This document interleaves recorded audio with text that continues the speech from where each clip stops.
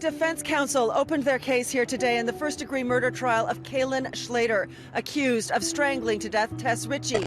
Our tragic story begins when a beloved daughter and sister, 22-year-old Tess Richey, mysteriously vanishes one freezing 25 November 2017 night in Toronto after a fun night out dancing with a friend. Her tightly knit family grows more frantic by the minute as Tess fails to come home or answer endless calls and texts, triggering an agonizing search for answers that would shatter their lives forever. Welcome to Crime Chronicles Unearthed. Let's dig into the chilling story of Tess Richey, unsolved murder. Don't forget to subscribe to uncover more dark true crime tales. Tess Richey, 22-year-old Canadian woman who disappeared after a night out in Toronto on November 25, 2017. 4 days later, her mother discovered Richey's body at the bottom of a stairwell just 2 houses away from where she was last seen alive. The Toronto police faced criticism for failing to find Richey's body when it was so close to the area she had vanished from. Tess Richey was born on November 30, 1994, as the youngest of 5 sisters from a close family in North Bay, Ontario. She went to EWU Norman Public School and Whitfield Secondary School while growing up. Before moving to Toronto, Richey worked as an assistant manager at the Days Inn Hotel in her hometown of North Bay. After completing a flight services program at Seneca College in April 2017, Richey applied for jobs at airlines and hotels in Toronto, but wasn't hired. While still hoping to find work that would allow her to travel abroad, she worked various part-time service jobs in Toronto, mainly at a downtown coffee shop. When her job search came up empty, she started studying Italian and looking into becoming an au pair in Italy. Rachel Richey, Tess's only sister living in Toronto, described her as her best friend and soulmate. Although the baby of the family, Rachel said Tess worked very hard while also being protective of her family members. In addition to working and pursuing her dreams, Tess was a marathon runner with a petite height of 5 feet 2 inches and a weight of 115 pounds. On November 24, 2017, Tess Richey spent the afternoon at her sister Rachel's house in Toronto.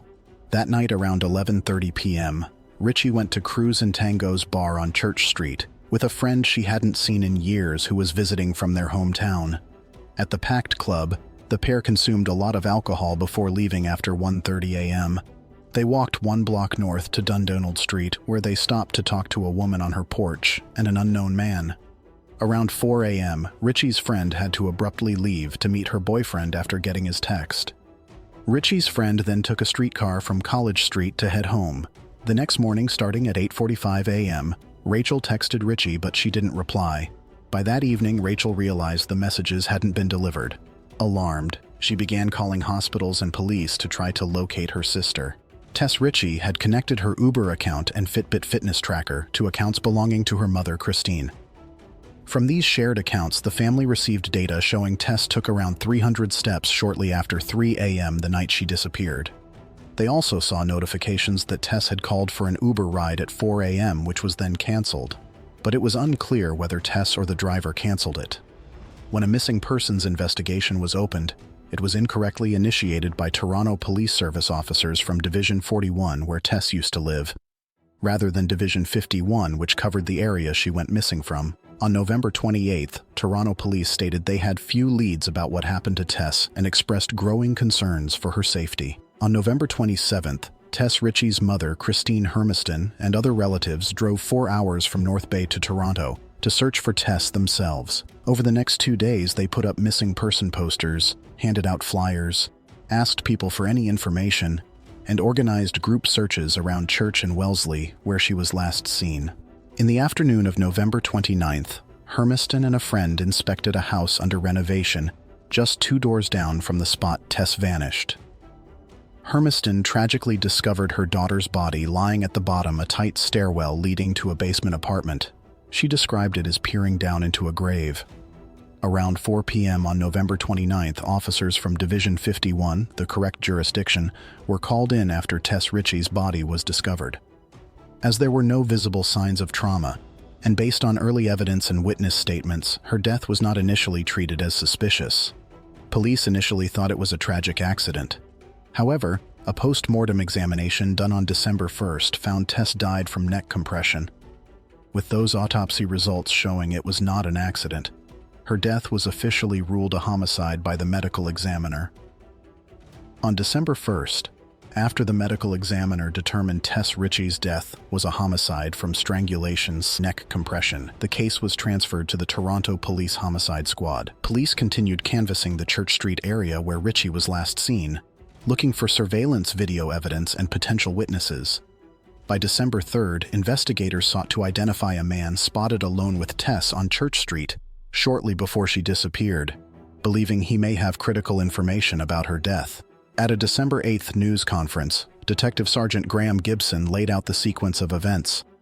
After Tess Richey and her friend left Cruz and Tango's bar, they went to a hot dog cart at Church and Wellesley where they met several people, including an unidentified man now considered a prime suspect in Richey's murder investigation.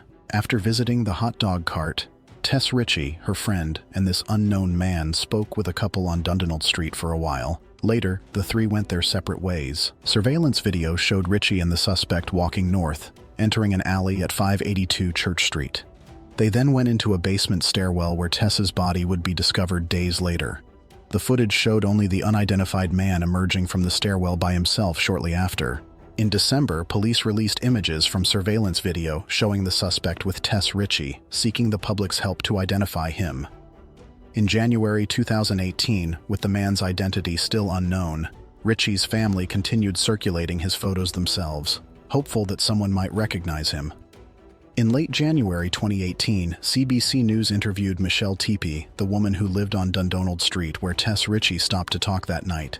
Teepee said she was outside smoking around 3:30 a.m. when Richey, her friend, and the unknown man walked by and struck up a conversation. She said Tess was upset about a recent breakup, and the man comforted her. Around 3:45 a.m., the friend got a text, and the whole group headed west toward Yonge Street, leaving Tempe's residence. Teepee had little recollection of the man, saying he just blended into the background. On February 4, 2018, Toronto police arrested 21-year-old Kalen Schlatter near his home in the Earls Court neighborhood. Schlatter worked construction doing exterior contracting work. The next day, on February 5th, police announced Schlatter was being charged with second-degree murder in Tess Richey's death. Police confirmed Schlatter was the unidentified man from the surveillance video who was last seen with Richey before she disappeared. Before his arrest, Schlatter had no criminal record. On February 5th, Global News reported that just months earlier, in August 2017, Colin Schlatter had witnessed an attempted murder by a neighbor wielding a hammer. Schlatter stated at the time he intervened to help the victim. Initially, investigators theorized Tess Richey encountered Schlatter by chance the night she died. However, on March 21st, charges were upgraded to first-degree murder after evidence indicated otherwise. The new information showed Schlatter and Richey likely were not total strangers, leading to escalated charges. After being charged on February 5th, Kalen Schlatter made a brief courthouse appearance and was remanded into police custody. Over the next months, he made additional brief video appearances at the courthouse. On July 24th, Schlatter had a bail hearing which concluded August 13th with his request being denied. The reasons were kept confidential. In December 2018, following a preliminary hearing, Justice Marvin Wong ordered Schlatter to stand trial for Tess Richey's first-degree murder in Superior Court. On December 31st, Schlatter briefly appeared in Superior Court and a judicial pretrial was scheduled for January 17, 2019, to prepare for the murder trial. Kalen Schlatter's first-degree murder trial for Tess Richey death was scheduled to start on January 13, 2020, with an estimated 6-week duration. On March 23, 2020, Schlatter was found guilty of first-degree murder by the jury. Seeking meaningful change and accountability, the still grieving family filed a lawsuit against the police and others for failing to urgently search for Tess once reported missing. No amount of money could measure Tess's precious life or heal their wounds, but it kept her memory alive and strengthened their will to fight. If you enjoyed this video, hit that like button and leave a comment with your take on the mystery. Don't forget to subscribe to Crime Chronicles Unearthed for more exclusive true crime videos.